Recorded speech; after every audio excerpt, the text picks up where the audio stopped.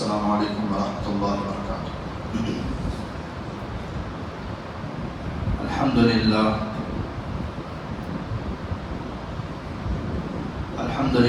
نحمده ونستعینه ونستغفره ونؤمن به ونتوکل علیہ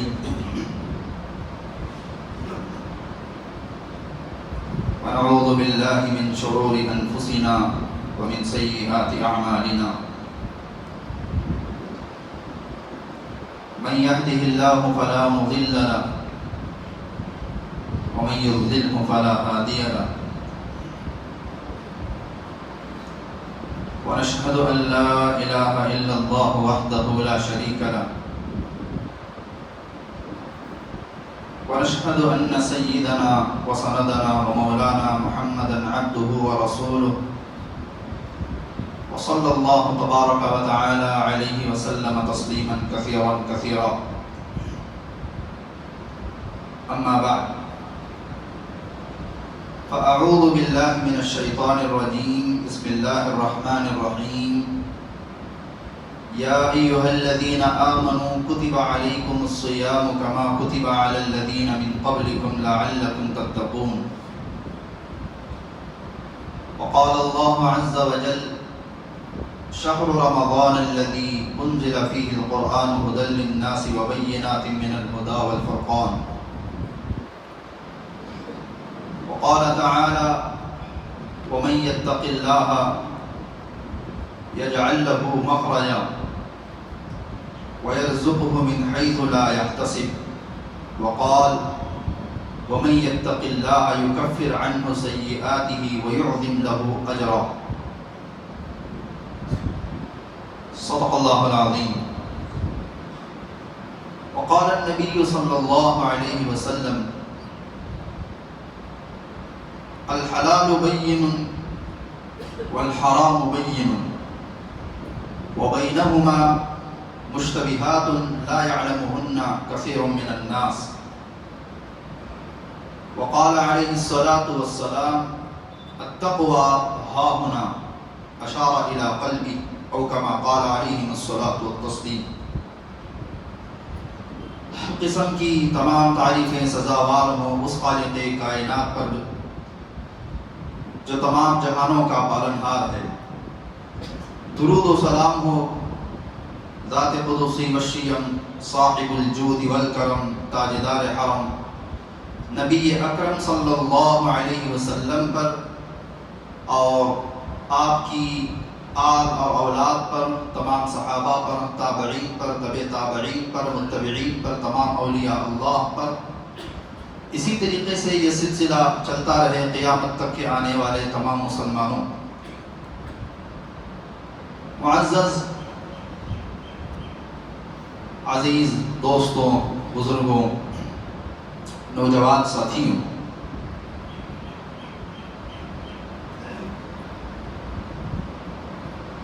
گھڑی کی جو ٹک ٹک ہوتی ہے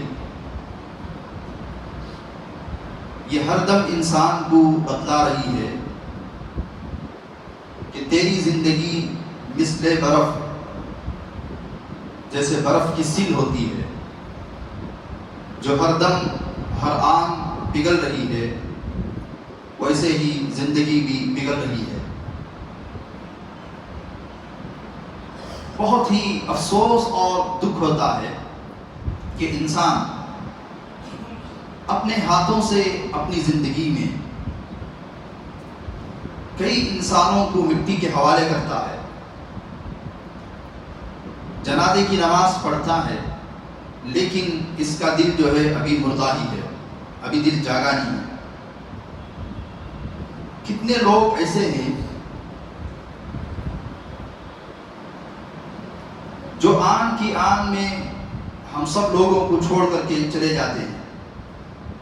ضروری نہیں ہے کہ انسان جو ہے 70 80 یا 90 سال میں جا کر ہی مرے، کب کس وقت میں کیا ہوتا ہے پتہ نہیں ہے۔ جیسے چند دن پہلے کی بات ہے، یہی قریب کا ایک نوجوان رات میں سیڑھی پر چڑھتا ہے، شب برات کے غالباً موقع پر، پیر پھسل کے نیچے گرتا ہے اللہ کو پیارا ہو جاتا ہے. گویا کہ 10-15 منٹ پہلے بھی اس کے دل و دماغ میں یہ بات نہیں ہوگی شاید کہ میری زندگی کے اب کچھ منٹ ہی باقی ہیں. آپ کو یاد ہوگا پہلے روزے میں تراویح کے بعد ہمارے یہاں تفسیر نہیں ہوئی تھی. اس کی وجہ یہ تھی کہ میرے استاد محترم حضرت مولانا الیاس شریف صاحب رحمۃ اللہ علیہ وہ اللہ کو پیارے ہو گئے تھے. جمعے کے دن جمعے کے دن فجر کی نماز کے بعد تفسیر بھی کی ہے. آ کر کے گھر میں مطالعہ بھی کیا ہے, غسل بھی کیا ہے. 11:15 یا 11:30 بجے یہ کہہ کر کے سوئے ہیں کہ جمعے کی اذان پہ اٹھا دینا. لیکن جب بچی جا کر کے 12:30 بجے اٹھاتی ہے تو ٹھیک جیسے سوئے ہیں ویسے ہی سوئے ہیں, کوئی حرکت نہیں. اور عمر کوئی زیادہ نہیں ہے, 49 ایک کم 50 سال ہے. تو اس وجہ سے ہم لوگوں کو چاہیے کہ زندگی کو بدلنے کی کوشش کریں. اللہ تعالیٰ نے قرآن مجید کے اندر ارشاد فرمایا ان اللہ لا یغیر ما بقوم حتی یغیروا ما بانفسہم. جو انسان اپنے آپ کو بدلنا چاہتا ہی نہیں ہے اللہ تعالیٰ اس کو کبھی بدلتے نہیں. رمضان کا جو مہینہ آتا ہے جیسے دنیا میں مختلف سیزن ہوتے ہیں, یہ بھی ایک سیزن ہے انسان کو جو ہے اپنی زندگی بدلنے کا. قرآن مجید کی آیت پر غور کیجیے, یا ایھا الذین آمنوا کتب علیکم الصیام, اے ایمان والوں تم پر روزے فرض کر دیے گئے. پھر فرمایا اللہ نے بطور تسلی کہ یہ صرف تم پر فرض نہیں تھے, تم سے پہلے لوگوں پر بھی فرض تھے, بلکہ مفسرین نے فرمایا ہم سے پہلے لوگوں پر تو 24 گھنٹے کا روزہ ہوتا تھا, بلکہ ہماری اس امت میں بھی سب سے پہلے 24 گھنٹے کا ہی روزہ فرض ہوا. ایک صحابی ہیں قیس بن سریمہ, یہ اونٹ چراتے تھے. روزے کا سسٹم ایسا تھا کہ افطار کے بعد اگر آنکھ لگی تو دوسرا روزہ شروع. اب صحابہ وہ دور تھا جس میں عام طور پر جو ہے عشاء کی نماز کے بعد فوراً لوگ سو جایا کرتے تھے. ہماری طرح تھوڑی کہ رات کے 2 بجے آنکھ لگی کہ روزہ شروع ہو گیا, 1:30 بجے تک جو ہے سموسہ کھاتے رہے. تو وہ صحابی دن بھر تھک کر کے مغرب میں آئے, بیوی سے پوچھا کہ کچھ افطار کے لیے ہے, کہاں میں انتظام کرتی. وہ گئی افطار کا انتظام کرنے کے لیے, لیکن جب آئی تو جناب کو آنکھ لگ چکی تھی. تو غالباً پھر دوسرے دن بھی ایسے ہی ہوا, وہ افطار کے لیے گئی, آئے تو چونکہ دن بھر محنتی تھے تو سو گئے. تو دوسرے دن ان کی بیوی نے کہا ہلکتا یا سریمہ, سریمہ تو ہلاک ہو گیا, پھر سو گیا. پھر تیسرے دن جو ہے ظہر کی نماز میں بے ہوش ہو کر کے وہ مسجد نبوی میں گر پڑے. نبی کریم صلی اللہ علیہ وسلم کو جب اس بات کی اطلاع ہوئی تو آپ کے دل پہ شاق ہوا, تکلیف ہوئی. تو اس وقت میں اللہ نے یہ فرمایا احل لکم لیلۃ الصیام الرفث الی نسائکم ہن لباس لکم وانتم لباس لہن, کہ رات میں کھاؤ پیو, بیویوں کے پاس جاؤ, جو چاہے کرو, سب معاف ہے. رات کا روزہ نہیں ہے. تب اللہ نے اٹھایا. تو بہرحال ہم پر بھی روزے فرض ہیں, ہم سے پہلے لوگوں پر بھی روزے فرض تھے, لیکن روزے کیوں فرض کیے گئے, وجہ کیا ہے, حکمت کیا ہے؟ اللہ نے آگے فرمایا لعلکم تتقون, تاکہ ان روزوں کے ذریعے سے تم متقی بن جاؤ, تقوی والے بن جاؤ. تقوی کیا ہے؟ حضرت عمر رضی اللہ عنہ بیٹھے ہوئے تھے, رات میں چراغ سامنے جل رہا ہے. حضرت علی رضی اللہ عنہ بات چیت کرنے کے لیے آئے. جیسے ہی حضرت علی رضی اللہ عنہ نے بات چیت شروع کی تو حضرت عمر رضی اللہ عنہ نے چراغ کو بجھا دیا. حضرت علی نے پوچھا بھئی عجیب بات ہے, لوگ مہمان کے آنے پر تو چراغ جلاتے ہیں اور تم چراغ بجھا رہے ہو. تو اس وقت میں حضرت عمر رضی اللہ عنہ نے فرمایا یہ چراغ بیت المال کا ہے, میں نہیں چاہتا کہ ہم دنیاوی آپس کی باتیں کرتے رہے اور بیت المال کا چراغ استعمال کرتے رہے. یہ تقویٰ ہے. اسی طریقے سے ایک مرتبہ امام احمد بن حنبل رحمۃ اللہ علیہ کے پاس ایک عورت آئی. وہ عورت آ کر کے کہنے لگی کہ میں رات میں کپڑا جو ہے بن رہی تھی چاند کی روشنی میں. اتنے میں بادشاہ کی سواری گزری. جب بادشاہ کی سواری گزرتی ہے تو اس میں لالٹینیں رہتی ہیں, مشالیں رہتی ہیں. تو اس روشنی میں بھی میں نے تاگا بون دیا, کپڑا بون دیا. اب میں جو بادشاہ کی روشنی میں نے جو کپڑا جو میں یعنی باندھا تھا وہ میں صدقہ کر دوں یا پورے کا پورا صدقہ کر دوں, مجھے کیا کرنا چاہیے؟ تو امام احمد بن حنبل رحمۃ اللہ نے فرمایا کہ پورے کا پورا صدقہ کر دو. حالانکہ یہ فتویٰ نہیں ہے, یہ تقوی کی بات ہے. جب وہ عورت اٹھ کر کے چلی گئی تو امام احمد بن حنبل رحمۃ اللہ علیہ کے فرزند وہ بھی عالم تھے, انہوں نے کہا ابا عجیب فتویٰ دیتے ہو, آپ نے تو پورا کپڑا صدقہ کرنے کے لیے کہہ دیا. کہا کہ یہ جو عورت آ کر کے مسئلہ پوچھ رہی ہے, اس کے مسئلہ پوچھنے کے انداز سے معلوم ہوتا ہے کہ یہ کسی بڑے شان والے گھرانے کی خاتون ہے, یہ عام گھرانے کی نہیں ہے.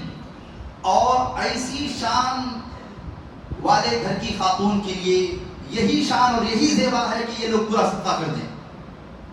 ذرا جا کر کے تحقیق کر کے آنا کہ یہ کس گھر کی خاتون ہیں. ان کے بیٹے گئے اور جا کر کے تحقیق کیا تو وہ حضرت داؤد طائی کی بہن تھی. انہوں نے کہا کہ یہ داؤد طائی کی بہن ہے, داؤد طائی بہت بڑے اللہ والے ہیں.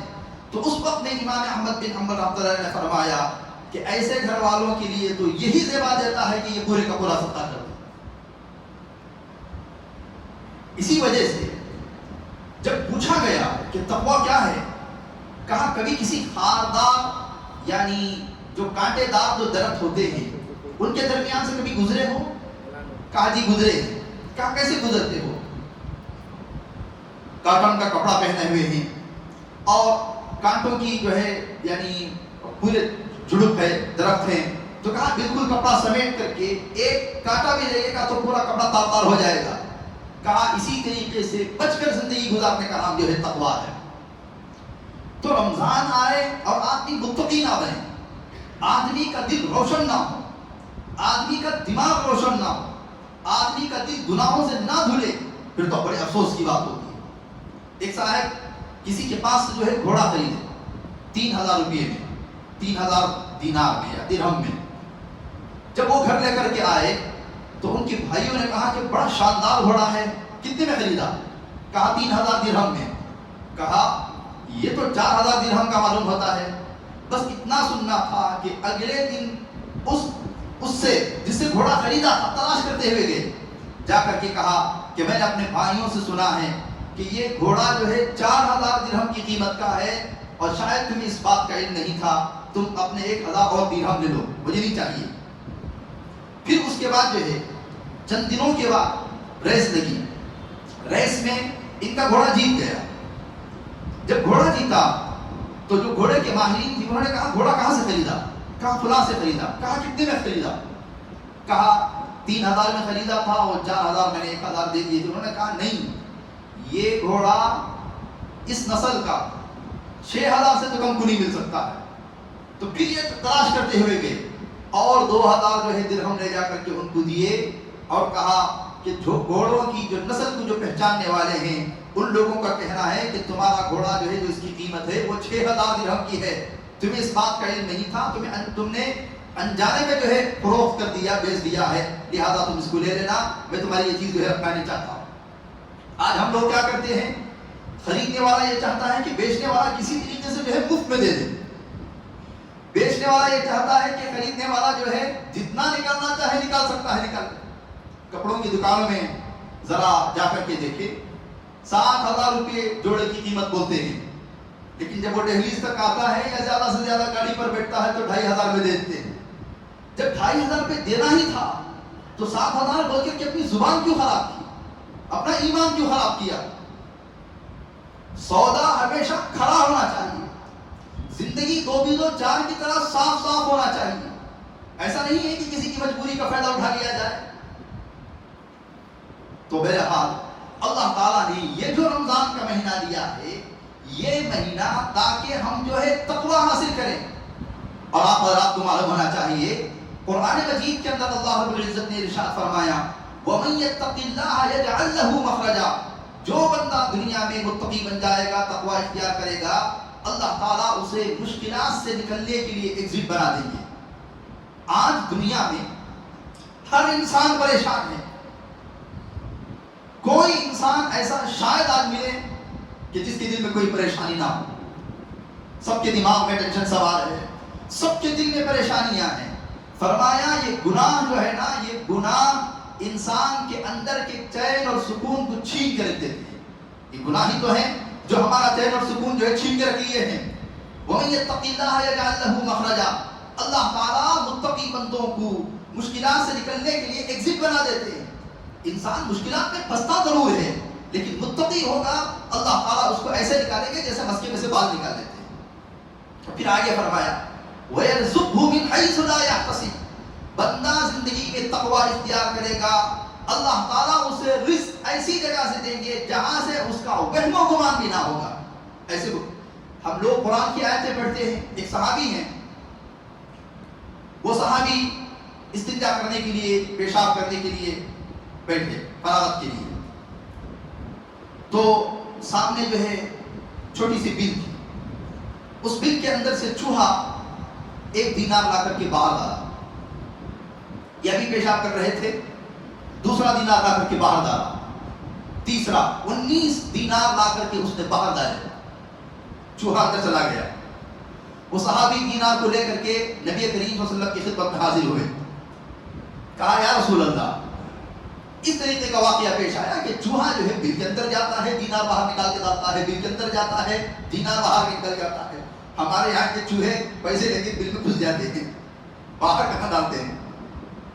تو حضور نے فرمایا صلی اللہ علیہ وسلم یہ تمہارا رزق ہے، اللہ نے تمہارا اس کا انتظام فرمایا تمہارے تقوی کی وجہ سے.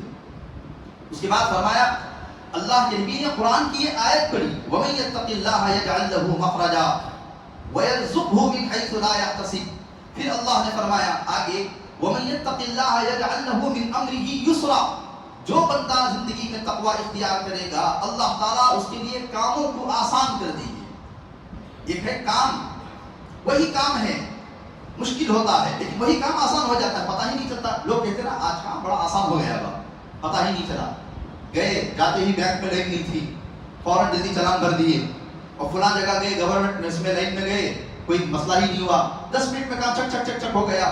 ابھی کبھی دوسرے دن جو ہے ایک ہفتہ جو ہے پھراتے رہے، 15 دن تک پھراتے رہے. کام مشکلات میں ہونا ایک کام ہے آسان ہونا. اللہ تعالیٰ متقی بندوں کے لیے کام آسان کر دیتے. پھر فرمایا اللہ نے آگے وَمَن يَتَّقِ اللَّهَ يُكَفِّرْ عَنْهُ سَيِّئَاتِهِ وَيُعْظِمْ لَهُ أَجْرًا. دنیا کے اندر جو بندہ تقوی اختیار کرے گا اللہ تعالیٰ اس کے گناہوں کو مٹا دیتے ہیں. کفارہ یکفر کے معنی جیسے ربڑ سے مٹا دیتے ہیں ایسے مٹا دینا. غفرہ کے معنی چھپا دینا، لیکن کفارہ کے معنی مٹا دینا. اللہ تعالیٰ گناہوں کو جو اس کا رجسٹر ہوتا ہے اس سے بھی مٹا دیتے ہیں، فرشتوں کے دل و دماغ سے بھی مٹا دیتے ہیں.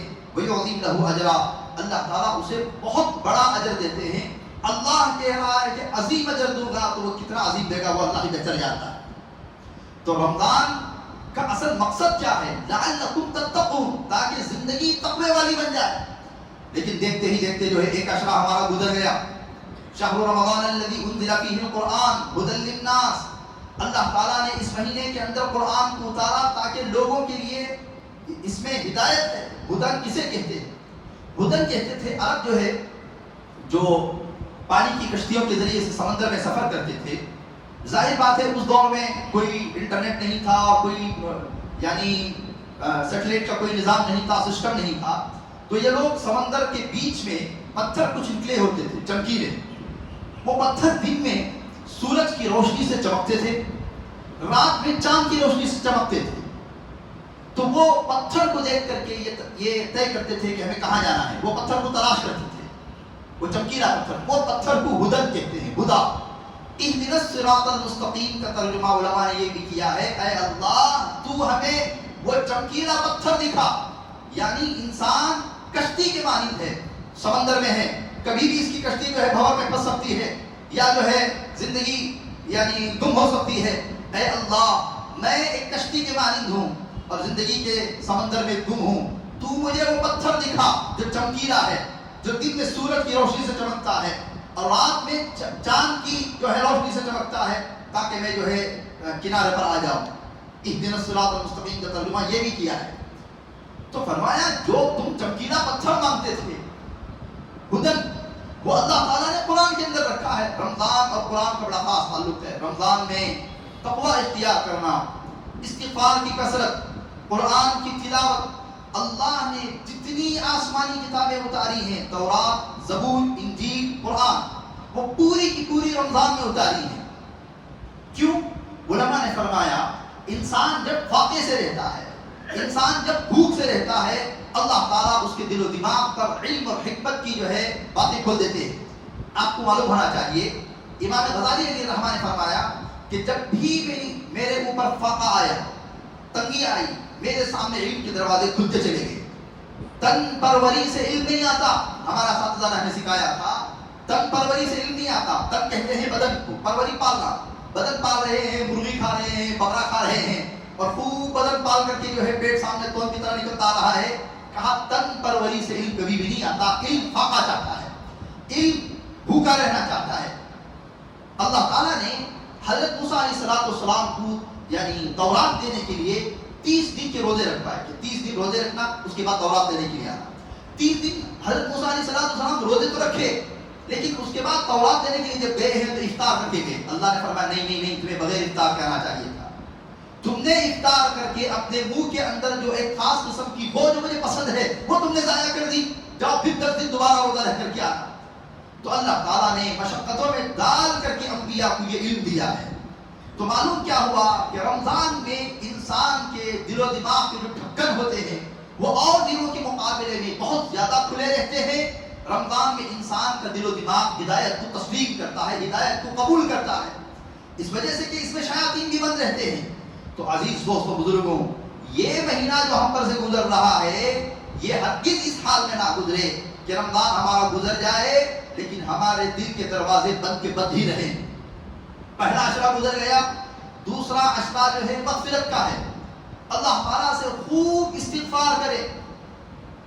لوگ جو ہے جیسا کہ کہتے ہیں نا کہ مال کے اعتبار سے پریشان ہے, کوئی بزنس کے اعتبار سے پریشان ہے, کوئی نرینہ اولاد نہیں ہے, مرد بچے نہیں ہے, پریشان ہے, کسی کے باغات میں فصل نہیں ہے, کسی کے دکان صحیح طریقے سے نہیں چل رہی ہے.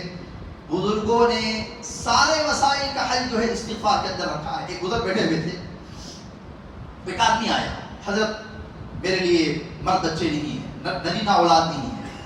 کہا استغفار کی کثرت کیجیے. وہ چلا گیا. ایک اور آدمی آیا, حضرت باغ میں پھل صحیح طریقے سے نہیں لگ رہے ہیں. کہا استغفار کیجیے. چلا گیا. ایک اور آدمی آیا کہ حضرت مال نہیں ہے, پیسہ نہیں ہے, بہت تنگ حالت میں ہوں. کہا استغفار کیجیے. وہ بھی چلا گیا. ایک چند لوگ آئے, کہا حضرت ہمارے شہر میں بارش ہی نہیں برس رہا ہے. حضرت نے فرمایا استغفار کیجیے. چلے گئے. تو پاس میں ایک اور مولانا بیٹھے ہوئے تھے. انہوں نے کہا کہ عجیب ہے, آپ کو استغفار کیا گویا کہ کوئی معافی کی مل گئی, سب کو آپ استغفار کی بات کر رہے ہیں. تو حضرت نے فرمایا میں اپنی طرف سے نہیں کر رہا, میں نے قرآن کی آیت کی تشریح کی ہے. اللہ نے سورہ نوح کے اندر فرمایا استغفروا ربکم انہ کان غفارا. اللہ تعالیٰ سے استغفار طلب کرو, اللہ تعالیٰ گناہوں کو معاف کرنے والا ہے. یرسل السماء علیکم مدرارا ویمددکم باموال وبنین ویجعل لکم جنات ویجعل لکم انہارا. استغفار کرتے رہنا, اللہ تعالیٰ بارش برسائے گا, اللہ تعالیٰ نرینہ اولاد سے تمہاری طاقت بڑھائے گا, اللہ تعالیٰ جو ہے تمہیں رزق کی کشادگی دے گا, اللہ تعالیٰ تمہارے باغات میں پھل دے گا. اسی وجہ سے علماء نے فرمایا استغفار کی کثرت بہت سارے مسائل کا حل ہے. کثرت کا کیا مطلب ہے؟ روزانہ 2000 مرتبہ. بعض بزرگوں نے فرمایا کہ 40 دن, یہ بزرگوں کی بات ہے, 40 دن میں جو انسان 1.25 مرتبہ استغفار کا کورس ختم کرے گا, 40 دن میں 1.25, اللہ تعالیٰ اس کی زندگی کے تمام مسائل کو حل کریں گے. لیکن فرصت کہاں ہے؟ ہم استغفار کرتے بھی ہیں تو چلتے پھرتے کوئی احساس ہی نہیں ہے. زیادہ سے زیادہ 100 کی تسبیح کر لی. روزانہ 2000 مرتبہ استغفار کیجیے, کم از کم 3 ماہ, پھر دیکھیے کیا ہوتا ہے. اللہ تعالیٰ استغفار کی برکت سے انسان کو مستجاب الدعوات بنا دیتے ہیں. امام احمد بن حنبل رحمۃ اللہ علیہ ایک مرتبہ رات میں کہیں سفر کرنا چاہ رہے تھے, لیکن حضرت نے نہیں چاہا کہ کسی کو ملنے جا رہے تھے. حضرت کے دل میں ارادہ تھا کہ میں دن میں نکلوں گا تو شاگرد بھی اور چاہنے والے بھی, میں راتوں رات نکلتا ہوں, اکیلے جاؤں گا اکیلے آؤں گا. تو حضرت جو ہے راتوں رات بستر لیے نکل گئے. تھوڑی دور سفر کرنے کے بعد ایک مسجد میں عشاء کی نماز ادا کی. عشاء کی نماز پڑھنے کے بعد جو ہے حضرت مسجد میں آرام کرنا چاہ رہے تھے, لیکن مولوی صاحب ذرا سخت مزاج کے تھے. ہوتا ہے نا, کہیں کہیں نرم مزاج کے ہوتے ہیں, کہیں تھوڑا سخت مزاج کے ہوتے ہیں. تو مولوی صاحب نے کہا یہاں سونے کی اجازت نہیں ہے. کہا اللہ کے بندو, وہ دور آنا کہ کوئی لاڈج نہیں, کوئی ہوٹل نہیں ہے, لوگ عام طور پر مسجد میں ہی سویا کرتے تھے. کہا باہر سردی بہت ہے. کہا میں کیا جانوں. امام احمد بن حنبل رحمۃ اللہ علیہ یہ نہیں کہا کہ میں امام احمد بن حنبل ہوں اور فلاں توپ ہوں, بہت بڑا عالم ہوں, کچھ نہیں فرمایا. حضرت نے کہا سونے کی اجازت دے دیں, بڑی مہربانی ہوگی, لیکن سخت مزاج کے تھے. کہا ابھی باہر جاتے ہو یا بستر کو لات مار کے باہر کر دیا جائے. امام احمد بن حنبل رحمۃ اللہ علیہ باہر آئے, کھڑے ہوئے تھے. تو مسجد کے سامنے نان بھائی کی دکان تھی. نان بھائی کہتے ہیں جو تندور میں جو روٹی بناتا ہے, ہوٹل تھی. وہاں گئے, اس نے کہا حضرت آئیے ادھر بیٹھ جائیے, ہوٹل میں بیٹھ جائیے. بیٹھ گئے. تو امام احمد بن حنبل رحمۃ اللہ علیہ کہتے ہیں کہ میں وہ نان بھائی کو دیکھتا رہا. وہ بیڑا بناتا تو کہتا استغفر اللہ ربی من کل ذنب واتوب الیہ. جب وہ پیڑے کو اٹھا کر کے وہ تندور جس میں چپکاتے ہیں اس پر چپکاتا تو کہتا استغفر اللہ ربی من کل ذنب واتوب الیہ. پھر جب وہ تندور میں مارتا تو کہتا استغفر اللہ ربی من کل ذنب واتوب الیہ. پھر جب وہ تندور سے نکالتا تو کہتا استغفر اللہ ربی من کل ذنب واتوب الیہ. پھر جب وہ گاہک کے سامنے رکھتا تو کہتا استغفر اللہ ربی من کل ذنب واتوب الیہ. پھر جب وہ گاہک سے اٹھاتا تو کہتا استغفر اللہ ربی من کل ذنب واتوب الیہ. امام احمد بن حنبل نے فرمایا بھئی عجیب بات ہے, تم ہر مرتبہ استغفار کرتے جا رہے ہو. تو اس نے کہا کہ حضرت اس استغفار کی برکت سے اللہ نے مجھے مستجاب الدعوات بنایا. مستجاب الدعوات کہتے ہیں انسان ہاتھ اٹھا کر کے دعا مانگے, ہاتھ پھیرنے سے پہلے اس کی دعا قبول ہو جائے, اسے کہتے ہیں مستجاب الدعوات. امام احمد بن حنبل رحمۃ اللہ علیہ مسکرائے. سیدھا سادہ آدمی تھا, نان بھائی تھا. اس نے کہا امام احمد بن حنبل رحمۃ اللہ فرمایا اچھا تم مستجاب الدعوات بھی ہو. کہا ہاں. تمہیں کیسے پتا چلا؟ کہا جو بھی آج تک میں نے دعا مانگی ہے اللہ کی فضل سے وہ دعا میری قبول ہو گئی ہے, لیکن ایک دعا ابھی تک قبول نہیں ہوئی ہے, میں اس کے انتظار میں ہوں. امام احمد بن حنبل رحمۃ اللہ نے فرمایا وہ کیا دعا ہے؟ کہا میں نے سنا ہے کہ اس وقت کے بہت بڑے امام ہیں جن کا نام احمد بن حنبل ہے, اور میں تہرا محنتی آدمی, روزانہ تندور میں روٹیاں ڈالتا ہوں, اگر میں ایک دن بھی نہ کیا تو میرا گھر نہیں چل سکتا ہے. میری بڑی تمنا تھی کہ میں جاؤں ان کے درس میں بیٹھوں اور ان کی خدمت کروں, ان کو کھانا کھلاؤں, ان کو روٹی پکاؤں, لیکن میں نے اللہ سے دعا کی کہ اللہ میری بڑی تمنا ہے کہ احمد بن حنبل سے ملوں, میں تو نہیں جا سکتا, کسی دن ایسا ہو کہ احمد بن حنبل میری ہوٹل میں آ جائیں اور میں ان کو اپنے ہاتھوں سے روٹی کھلاؤں. امام احمد بن حنبل رحمۃ اللہ علیہ فرماتے ہیں کہ میرے آنکھ سے آنسو آ گئے. میں نے اٹھ کر کے اسے گلے لگایا. میں نے کہا اللہ نے تمہاری اس دعا کو بھی قبول کر لیا, میرا ہی نام احمد بن حنبل ہے. تو ہم لوگ چھوٹی چھوٹی چیزوں کو بہت زیادہ لائٹ لیتے ہیں. تو اس وجہ سے یہ جو رمضان کا مہینہ ہے یہ بدلنے کا مہینہ ہے, زندگی کو سنوارنے کا مہینہ ہے, صدقہ و خیرات کا مہینہ ہے, خوب اللہ کے راستے میں دینے کا, اللہ کی رحمت کو اپنی طرف متوجہ کرنے کا, اپنے گناہوں کو یعنی اللہ کے سامنے اپنے دل و دماغ کو دھو ڈالنے کا مہینہ ہے. زندگی عزیز دوستو بزرگوں اس بات کے انتظار میں نہ رہیں کہ فلاں وقت میں جا کر کے اپنی زندگی کو بدل لوں گا. ہمارے ساتھ میرے ساتھی تقریباً 3-4 ساتھی میرے اس دنیا سے چلے گئے جوانی میں. ہمیں ہرگز نہیں پتا تھا پڑھنے کے دوران کہ میرے بغل میں جو بیٹا ہے, میرے سامنے جو بیٹا ہے, وہ اس دنیا سے فلاں آدمی فلاں سال تک چلا جائے گا, پتہ نہیں ہے. حتیٰ کہ میرے ایک ساتھی وہ عالم بننے کے بعد حافظ بننا چاہ رہے تھے. ہماری اسی شہر میسور کا واقعہ ہے. دارالعلوم صدیقیہ میں انہوں نے آ کر کے حفظ کے لیے جو ہے داخلہ لیا. اتفاق سے میں بنگلور سے میسور اس وقت میں آیا ہوا تھا. تو ایک ہفتے بعد ان کا انتقال ہو گیا. ایک ہفتہ پہلے ان کی ملاقات ہوئی. انہوں نے کہا کہ میں فراغت کے بعد جو ہے بنگلور میں ہی رہنا چاہتا ہوں. تو انہوں نے اپنا نمبر دیا کہ آپ میرے لیے کوئی جگہ دیکھیں, کوئی جگہ تلاش کریں. گھر میں بڑے حالات ہیں, گرمی بڑی پریشانیاں ہیں. تو میں نے ان کا نمبر بھی لیا. میں نے کہا آپ بنگلور آ جائیں, بنگلور میں انشاءاللہ کہیں دیکھیں گے وغیرہ. ایک ہفتے بعد ٹھیک دیکھا کہ وہ حضرت کو قرآن سنا رہے تھے. اور قرآن سنانے کے بعد یا قرآن سنانے کے دوران کہا کہ تھوڑا تو درد ہو رہا ہے. پھر حضرت نے کہا جا بیٹھیے. وہ اٹھ کر کے اپنی جگہ پر آ رہے تھے, درمیان میں ہی گرے, اللہ کو پیارے ہو گئے. ایسا نہیں ہے کہ انسان کی زندگی عزیز دوستوں بزرگوں بڑی مختصر ہے. یہ مت سوچنا یہ جو ہمارے پیچھے ہیں یہ کب تک, یہ زیادہ سے زیادہ ہفتہ 10 دن 15 دن ہم پر روئیں گے, پھر یہ دنیا بھول جائے گی. ہمارے ساتھ ہمارے اعمال ہی کام آئیں گے.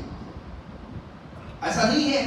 کبھی آپ نے دیکھا ہے کہ یہ جو شوہروں کے مرنے کے بعد بیویاں پاگل ہو گئی ہوں, راستے میں پھر رہے ہوں, یا بچے جو ہے سینہ نوچ نوچ کے پاگل ہو گئے ہوں.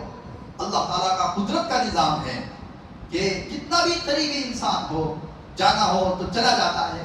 زیادہ سے زیادہ 1-2 دن انسان غم کرتا ہے, افسوس کرتا ہے, پھر دل و دماغ پر اللہ تعالیٰ مٹی ڈال دیتا ہے, اللہ تعالیٰ بھلا دیتا ہے.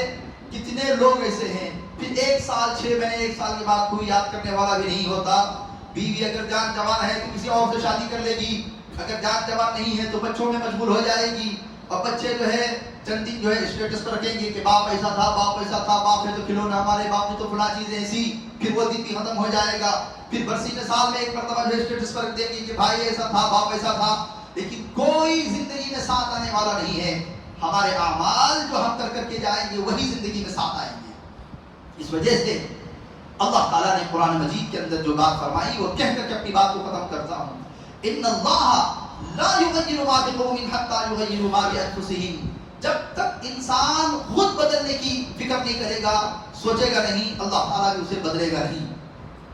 بدلنے کی کوشش کریں, اللہ تعالیٰ سے دعا کریں کہ اللہ تعالیٰ یہ رمضان جو ہے ہماری زندگی کے بدلنے کا موقع بنا دے. اللہ تعالیٰ ہم تمام کو جو ہے متقی بنائے, اور اللہ تعالیٰ یہ جو عشرہ چل رہا ہے مغفرت کا, اللہ تعالیٰ ہم تمام کی جو ہے تمام گناہوں سے مغفرت فرمائے. جو دل گناہوں کی وجہ سے ہمارے سیاہ ہو چکے ہیں, اللہ تعالیٰ ان دلوں کو دھو کر کے دودھ کی طرح صاف اور شفاف بنا دے. اللہ تعالیٰ حق اور باطل میں تمیز نصیب فرمائے. اللہ تعالیٰ اس کا خوف نصیب فرمائے. اللہ تعالیٰ حضور پاک صلی اللہ علیہ وسلم کی عظمت, آپ کی محبت اور آپ کا پیار, آپ کی سنتوں سے پیار جو ہے اللہ تعالیٰ ہم تمام کو نصیب فرمائے. زندگی باقی تو بات باقی. وآخر دعوانا الحمدللہ رب العالمین.